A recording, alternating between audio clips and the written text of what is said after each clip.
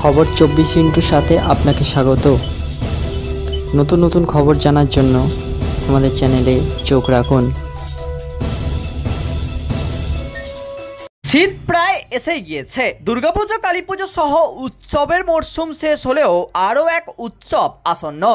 মাসখানেকের পরেই বড়দিন, তারপরেই নতুন বছরকে স্বাগত জানানোর সময়। রোদ মাখানো শীতের আমেজ, স্কুল কলেজের ছুটির ওই কটা দিনের মেজাজই আলাদা থাকে। অনেকেই বেরিয়ে পড়েন বাড়ি থেকে। আসন্ন ডিসেম্বর ও জানুয়ারি মাসে দীঘা, মন্দারমণি, তাজপুর, শঙ্করপুর সহ সৈকত জুড়ে পর্যটকদের ভিড় বাড়বে বলেই অনুমান করা হচ্ছে।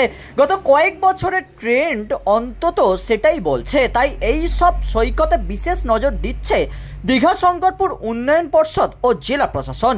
মন্দারমণি থেকে দীঘা যাওয়ার মেরিন ড্রাইভ মেরামত করার কাজ শুরু হয়েছে।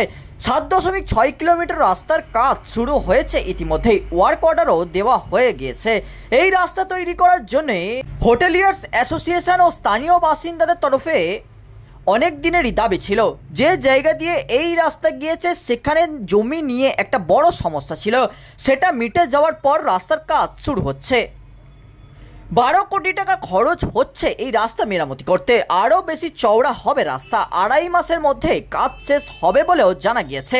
এছাড়া পরিচ্ছন্ন তথা green clean Digha solid waste management প্রকল্পের পরিকাঠামোর কাজ প্রায় শেষ। শীতের মধ্যে এই প্রকল্প চালু হবে। ব্যুরো রিপোর্ট, খবর 24/7।